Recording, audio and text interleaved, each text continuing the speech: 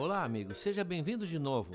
Eu sou o professor Moreno e você está ouvindo o 7º episódio de Noites Gregas, esse podcast dedicado aos mitos e às narrativas que herdamos do mundo antigo. Não esqueça que no site noitesgregas.com.br, para cada episódio haverá material extra, textos, vídeos e áudios e acesso exclusivo para os apoiadores.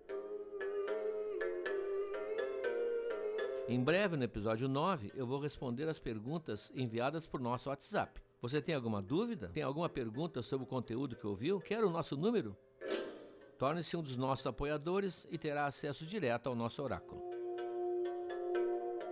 Nesse episódio, entraremos na vida íntima doméstica de Zeus e Hera, que vai pautar o comportamento dele em todo esse podcast.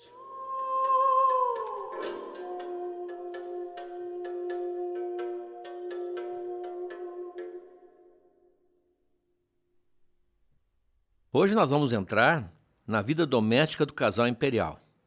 Zeus e Hera foram escolhidos pelos gregos como modelo de matrimônio. Não diria que seja um modelo a ser imitado, mas um modelo a ser observado. E aos dois atribuíram peripécias e situações extremamente interessantes e divertidas. O analista da religião antiga comenta que os gregos certamente se divertiam com os dois deuses. Acompanhavam como se fossem personagens de ficção. Zeus teve várias esposas antes de Hera. Ela era uma das suas irmãs, estava na barriga de Crono, vocês lembram que ele libertou os seus irmãos, e, portanto, era um relacionamento incestuoso. Os gregos não condenavam isso em Zeus. Claro que condenavam o incesto, há várias tragédias que mostram a punição, que era considerado um crime inominável, mas no caso de Zeus, a família divina, para poder crescer, dados os poucos componentes que ela tinha, teve que admitir, meio uma influência egípcia, que houvesse o casamento entre dois irmãos. Ele, antes de casar com Hera, ele teve um relacionamento com a Metis, que foi mencionada aqui porque foi ela que sugeriu e deu aquele vomitório para fazer o Crono expelir os seus filhos. Com ela, ele vai ter uma filha que vai nascer mais tarde, que é uma das deusas mais importantes, que é a Palas Atena, que em Roma se chama de Minerva. Ele também teve, antes de casar com a Hera, um relacionamento com a Mnemosine. Esse nome difícil de dizer, Mnemosine, é a deusa da memória. Ela está presente no nosso vocabulário, mnemônico, amnésia. E com ela, ele deitou 9 noites, como se fosse mudar alguma coisa, e dessas 9 noites nasceram as 9 musas. Uma criação que é importantíssima, porque com isso ele criou as vozes que iriam contar os feitos e as façanhas dos heróis. Para usar uma metáfora moderna, ele criou um canal de mídia. As 9 musas que vão presidir a história, a música, as artes e principalmente a memória, que vai tornar concreto tudo o que acontece no passado. Essa prole que ele teve antes de casar com a Hera é importantíssimo para tudo. As musas é que vão iluminar a vida da Grécia e que vão fazer todas essas histórias chegarem até nós, já que todo mundo, até o Homero, sempre começa as suas narrativas dizendo ó musa, canta ó musa, musa me ajuda, etc, etc. Ele escolhe a Hera como sua companheira ideal porque ela realmente é diferente. Ela é uma mulher altiva, é uma verdadeira rainha, tem uma personalidade fortíssima, é a personalidade mais forte do Olimpo, depois de Zeus, e chega inclusive a conspirar, dizem, num golpe para derrubar Zeus do Palácio do Olimpo, não do Palácio da Alvorada. Isso está no material exclusivo, um deles desse episódio, que é Zeus e o Golpe, chefiado por Hera. Ela nunca vai ser facilmente convencida, sempre tem argumentos, ela não baixa a cabeça, ela é uma mulher admirável. Até numa sociedade que pregava a submissão total da mulher, é interessante que tem a figura de Hera. Ela desafia os Zeus. Evidente que há momentos que ela tem que recuar, mas ela é uma pessoa assim combativa. Ela mora com uma das suas madrinhas. Isso é uma coisa que já apareceu aqui num episódio em que nós perguntávamos se eles, quando saíram da barriga de Crono, saíram como nenês, como entraram, ou já saíram crescidos. Essa é uma discussão, como eu disse, não é tão simples a discussão assim, ela tem consequências. De qualquer forma, qualquer que seja a resposta, sempre aparecerá um cuidador para Hera. Antes de Hera ficar adulta, digamos assim, ela passa um tempo com um casal, e aqui há vários casais que são propostos em várias versões, que seria muito à moda brasileira, um padrinho e uma madrinha. Ela vai viver com a madrinha, e ali ela vai se criar e tornar-se uma mulher belíssima e adulta.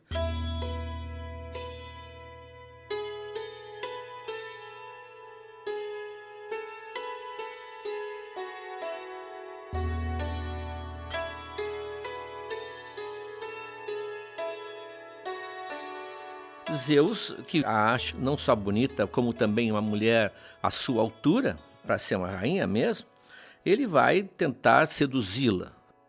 Ele sempre vai ser um grande sedutor, mas ainda aqui ele não era ainda um Casanova total. E ela não vai dar bola para ele. Ela vai simplesmente rejeitar o seu assédio.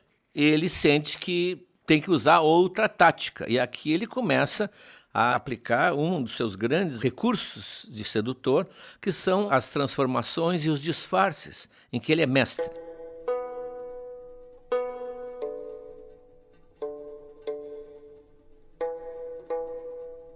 Então ele, avaliando a personalidade de Hera, ele a acha extremamente sensível, porque ela é dura, mas é sensível. E como mulher, e ele conhecia as mulheres, ele acha que também ela vai ser sensível e solidária com o sofrimento dos mais fracos, que é uma característica, aliás, admirável que a mulher tem, e ele então vai se aproveitar para isso. Ele se transforma num pequeno passarinho, que é um cuco, aquele que os suíços depois colocaram dentro do relógio, e num dia bem frio, ele escolhe o cenário, num dia bem frio, a Hera vem por um caminho e ele, na forma de um pequeno passarinho, começa a saltitar na frente dela, com uma patinha no ar, piando aflito no meio da estrada. Ela imediatamente para e, sem hesitar, se abaixa e vê que ele está ferido, que está com as asinhas geladas, não vai conseguir voar.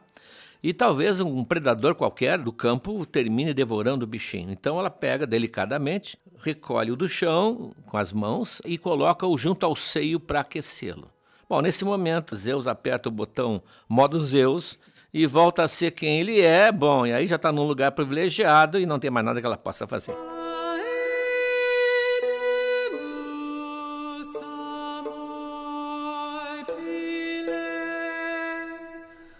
Então eles terminam casando, um casal, como eu disse, modelo da Grécia.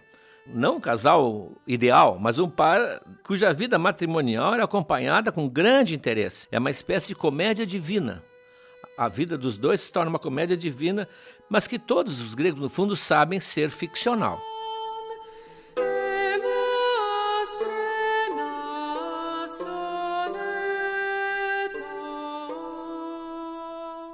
O problema é que Zeus é extremamente infiel.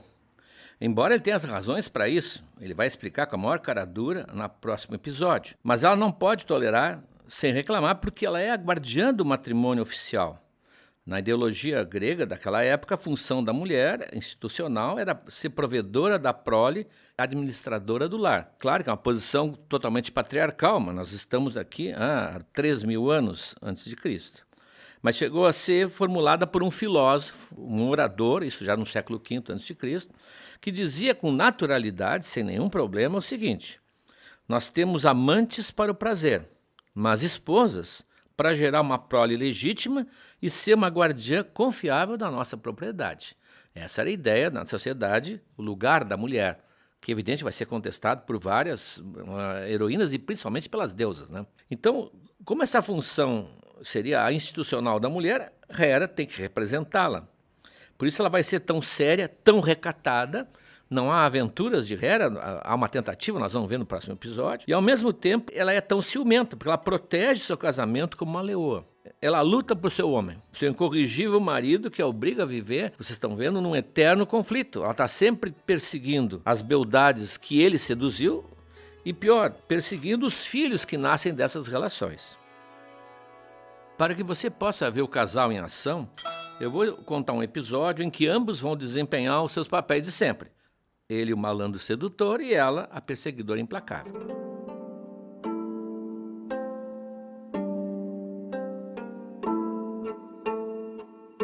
É a história, dentre os vários possíveis, é a história de uma jovem chamada Io. Alguns diziam Io, mas ela é chamada na Grécia de Io. Ela é filha de um deus dos rios. Na concepção lá da Grécia Antiga, todo o rio tinha um deus residente. Há vários episódios, inclusive, você vai lembrar na Ilíada, o Escamandro, na planície de Troia, persegue o Aquiles, né, que está sujando as suas águas com o sangue dos troianos. Pois a Io é filha de Ínaco, esse rio da Argólida, e, pior, é uma sacerdotisa de Hera. A gente esquece às vezes, mas Hera era uma divindade extremamente poderosa, independente. há vários templos de Hera na Grécia, na Magna Grécia, do outro lado do Mediterrâneo, e ela tinha cultos específicos e sacerdotisas, entre as quais estava a Io. E Zeus não hesita, ele fica fascinado com a Io, porque lá de cima do Olimpo, eu já tinha descrito para vocês, como uma espécie de camarote, de onde os deuses observam a vida aqui dos mortais. Ele lá de cima já tinha tido a sua atenção atraída por ela, e ele resolve correr o risco. Correr o risco porque ela está muito próxima da sua mulher. Ele desce, o Olimpo está lá em cima, ele desce na forma de uma tempestade, porque não se esqueçam que o Zeus é também um deus meteorológico, por isso que ele domina o raio e o trovão. Ele desce como uma tempestade negra que envolve a Io, e nesse escuro, nesse ambiente, ele vai possuí-la. Não é por acaso que vários pintores do Renascimento e da tradição ocidental pintam ela sendo abraçada por uma espécie de nuvem com forma humana, que é o Zeus. É difícil escapar da sedução dele. Só que ele não conta com um pequeno detalhe. Naquele céu azul que a Grécia tem até hoje, naquele céu luminoso, transparente, Hera lá de cima acha estranhíssimo aparecer uma nuvem escura pairando sobre um bosque perto do rio. Não é natural aquilo e imediatamente a sua atenção é atraída. O que estaria fazendo aquela nuvem lá embaixo, perto daqueles arbustos? Sem hesitar, ela desce com a rapidez de um cometa, porque ela sabe, só pode ser Zeus. Alguma coisa ele está fazendo.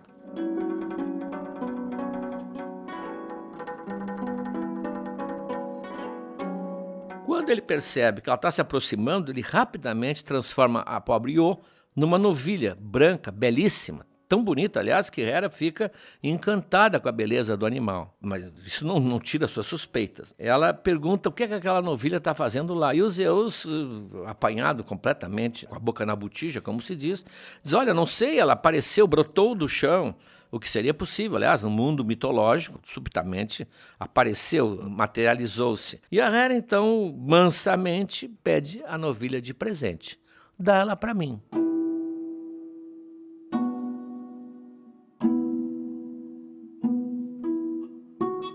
O Zeus hesita, né? Zeus hesita entre defender a sua querida ou ser descoberto pela Hera, porque ela logo desconfiaria se ele negasse um simples presente, uma novilha daquelas, e ele cede.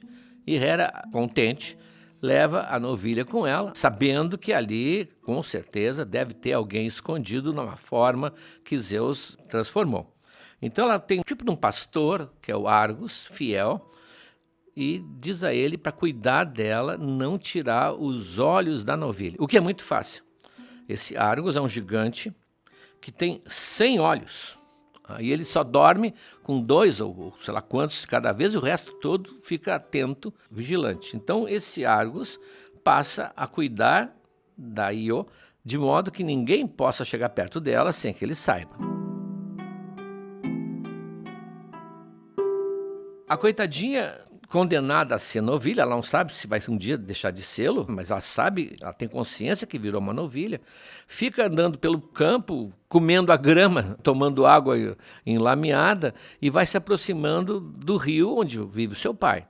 Quando ela chega perto das margens do rio, casualmente o pai e as irmãs estão lá. E ela se aproxima do pai com um olhar doce e uma expressão completamente assim amorosa, e o Ínaco se espanta de ver aquela bela novilha se aproximando e arranca um pouco de capim, oferece a ela, faz uma festinha. Ele não pode imaginar que ali esteja a sua filha. Ela precisa comunicar a ele o seu novo estado. Então ela usa um recurso muito curioso, né, porque denota um mito já criado quando já havia escrita. Ela com a patinha, com o casquinho, né, porque eu acho que a novilha tem casco, com o casquinho, ela na areia da beira do rio, ela traça um I e um O. Io.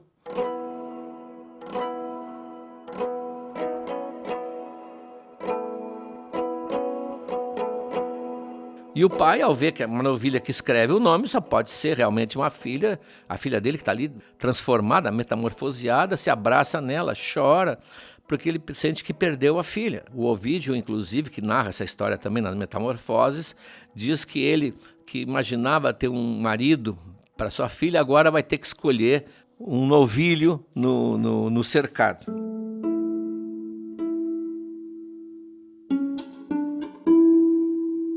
Zeus não abandonou Ió. Zeus tem que encontrar uma maneira de tirá-la da vigilância de Argos. Então ele chama o Hermes. O Hermes é aquele que em Roma se chama de Mercúrio, aquele deus que tem asas no capacete, asas nas sandálias. O Hermes tem uma relação muito interessante. Ele é filho de Zeus, foi reconhecido mais tarde, então ele é extremamente ligado a Zeus e se torna o seu cúmplice nas aventuras amorosas. Ele é uma espécie de escudeiro de Zeus. Não só das aventuras amorosas, mesmo de outras situações que Zeus vai pesquisar, por exemplo, como é que os mortais estão tratando os estrangeiros. Ele está sempre junto, ele anda com o pai e faz as suas artimanhas, ele é extremamente astucioso. Hermes é o deus da astúcia. Então ele chama o Hermes e diz, vai lá e mata o Argo. Hermes, na verdade, é uma espécie de Robin de Zeus. Então ele pega a sua flauta e se aproxima do Argos, que o reconhece, porque ele conhece todos os deuses, e começa a tocar uma música que provoca o sono. E os olhos de Argos começam a fechar, inclusive os que nunca fechavam, e de repente ele está dormindo. Está dormindo e Hermes aproveita simplesmente para cortar-lhe a cabeça. Às vezes as histórias da mitologia são muito cruas, até por isso mesmo elas foram adocicadas para as crianças, mas a mitologia mesmo, ela, às vezes muito pesada. Corta a cabeça e a cabeça rola na direção da barranca do rio. Com isso, Ió está livre, Hermes solta a corda e ela sai correndo pelo campo para tentar se afastar o máximo possível. Só que Hera tem um sexto sentido, ela sente que alguma coisa está acontecendo e vai até lá e vê o corpo de Argos sem a cabeça e a cabeça lá embaixo, na ribanceira do rio. Ela desce, pega os olhos, são 100 olhos, isso sempre foi um obstáculo para reproduzir em pinturas a figura do Argos, porque não tem como pintar alguém com 100 olhos.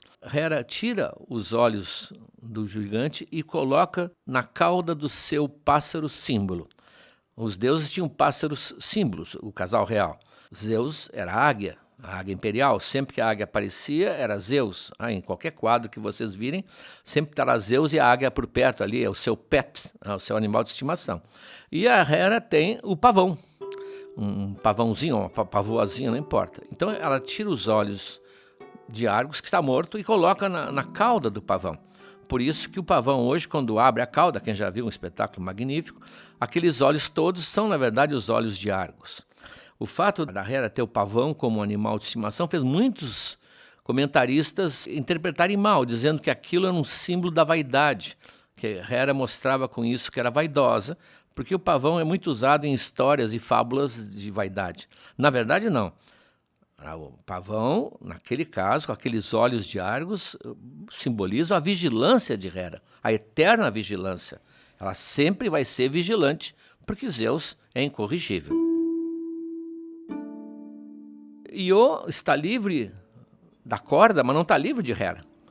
Hera não desistiu dela. Hera é tenaz, ela tem uma tenacidade muito grande. Ela então convoca um personagem mitológico que pouca gente conhece. A gente conhece a Medusa, conhece a Quimera, conhece o Leão de Nemeia, conhece a Hidra de Lerno, mas ela convoca um pequeno personagem que é um moscardo. Um moscardo que, em traduções portuguesas, por exemplo, de mitologia, vocês vão encontrar com o nome de Tavão, e que nós chamamos também com um nome muito vulgar de mutuca. É uma mosca grande que morde o gado, portanto ela tem um ferrão capaz de furar o couro de um cavalo ou o couro de um bovino. Então ela tem o Olimpo parece que tem à disposição um desses moscardos, que Zeus vai usar também mais tarde, na história de Belerofonte e do Pégaso.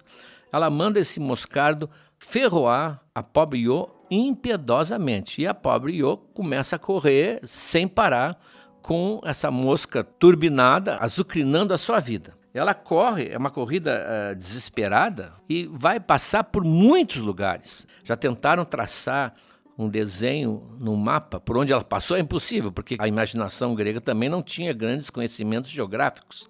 Então ela passa por caminhos e por lugares que seria impossível, só com um avião hoje, talvez um helicóptero. Mas ela vai correndo e vai deixando marcas no seu caminho. Ela, por exemplo, ela atravessa a Grécia, passa por um lado do mar que ganhou o nome dela, Iônico, jônico. Ela chega ao Cáucaso, que é uma espécie de desvio bastante grande, e no Cáucaso ela encontra acorrentado numa montanha gelada o Prometeu, que é o grande personagem da mitologia, o titã que se rebela contra Zeus e que teria dado fogo ao homem. Prometeu, então, vai dizer a ela o que vai acontecer nos seus próximos dias, que rumo ela deve tomar, qual trajeto ela deve seguir. Isso está no material exclusivo desse episódio, porque Ésquilo, na peça Prometeu Acorrentado, faz a Io aparecer, encontrar o Prometeu, contar a sua história, e Prometeu, então, prevê o final da sua grande corrida.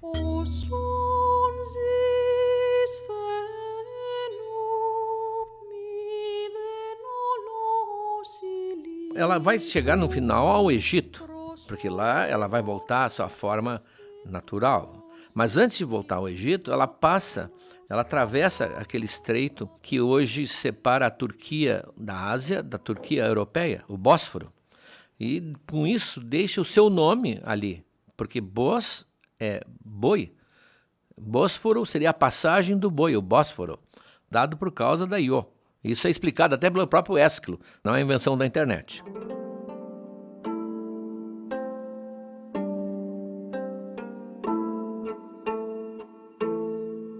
Quando ela chega ao Egito, desesperada, ela se ajoelha enquanto novilha, né, e pede aos céus, na verdade a Zeus, que a liberte dessa transformação. E Zeus realmente dá-lhe a forma humana, ela vai dar à luz a um filho dele, Épafo, que vai criar toda uma linhagem essa que vai terminar em algumas gerações, produzindo uma moça chamada Europa, que Zeus vai sequestrar e vai possuir na ilha de Creta e dando origem também ao continente. Então vai haver todo um ciclo que se deriva da Io.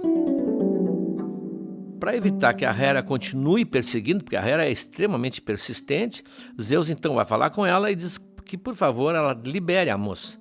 Que ele promete, jura, ele jura que ela não vai precisar mais se preocupar com ela, Zeus nunca mais vai olhar para ela. E ele faz um juramento formal pelo rio, um dos rios do mundo dos mortos, o Estige, também chamado de Styx. É um juramento que quando um deus faz, ele jamais poderá ser quebrado. Então, com isso, a Io vai ser finalmente aliviada da perseguição tenaz de Hera, que teria continuado se não fosse essa intervenção final de Zeus.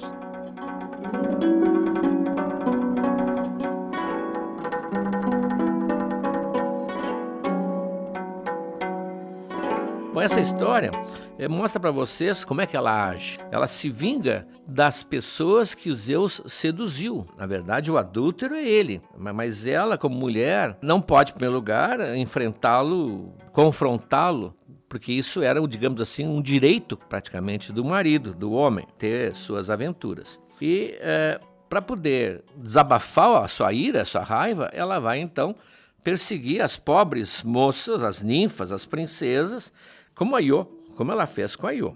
Na sociedade grega, aliás, o homem não era adúltero. O homem que tinha aventuras não era adúltero.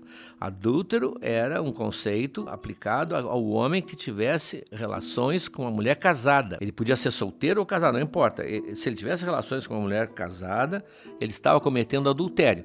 Claramente, isso mostra que o sistema legal da Grécia, a ideologia que estava por trás, era preservar o lar, preservar o matrimônio. Por isso, quando um homem era apanhado com uma mulher casada, o marido ou o protetor, podia ser o tutor de uma moça ou o pai da moça, ele tinha direito até sobre a vida do apanhado, pelo menos na Constituição de Atenas. Ele poderia matá-lo na hora, no próprio lugar, ou poderia prendê-lo no local e exigir dele uma compensação, quase um resgate para ele poder sair, ou, o que era mais comum, porque os outros eram muito drásticos, ele podia infligir humilhações públicas ao adúltero. Essas humilhações públicas podiam ser simplesmente raspar os pelos pubianos, porque isso era uma marca feminina na Grécia, e ele então seria exposto sem pelos pubianos, ou... E aí entra uma famosa instituição, ou ele podia, o marido ofendido, ou o pai ofendido, podia aplicar o castigo da rafanidose. Rafanós é o rabanete.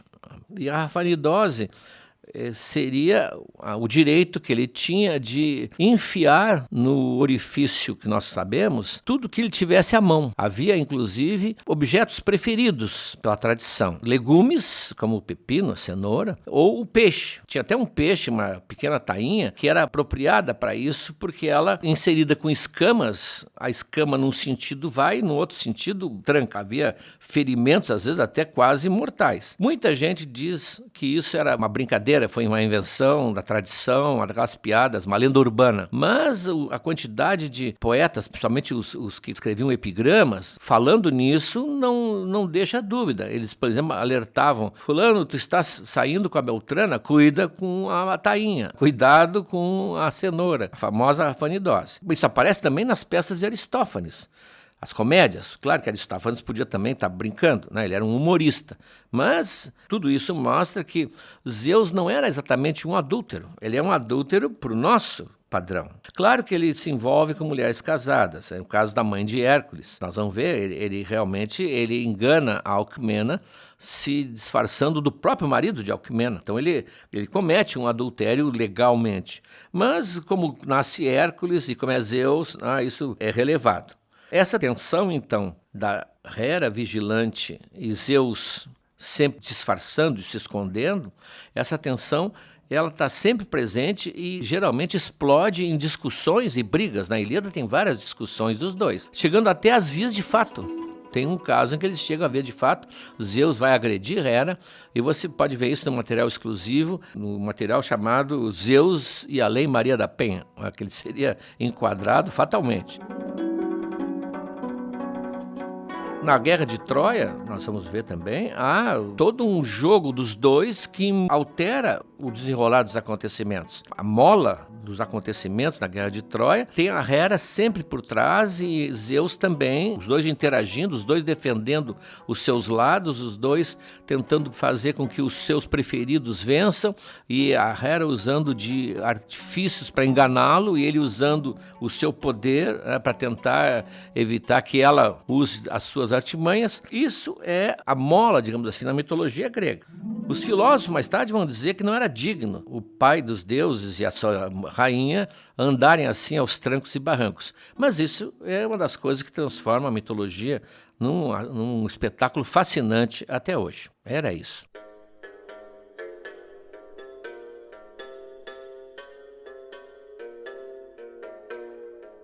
Bem, como eu disse nesse episódio, o material exclusivo reúne 3 itens.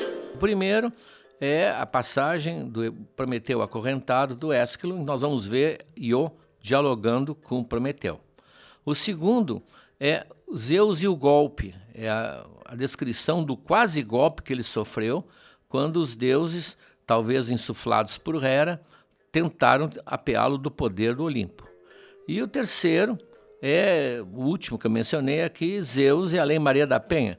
É esse o episódio em que ele vai agredir fisicamente a Hera, pendurando bigornas nas pernas dela, como tortura, num caso claramente enquadrável na delegacia da mulher. No próximo episódio, continuamos com Zeus e Hera.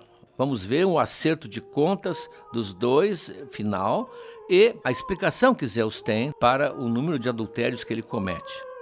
Até lá.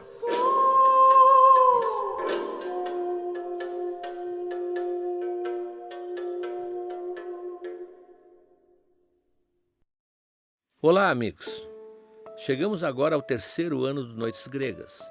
Já contamos muitas histórias, mas tem muito mais pela frente. Tem toda a Ilíada, a Odisseia, as metamorfoses de Ovídio e muitas outras coisas. Mas para que a gente consiga seguir em 2023, para produzir esse podcast que nos dá muito prazer, mas também muito trabalho, nós precisamos do apoio de vocês. Acesse noitesgregas.com.br/apoiar, o link está na descrição desse episódio, e veja como você pode ajudar. Um abraço.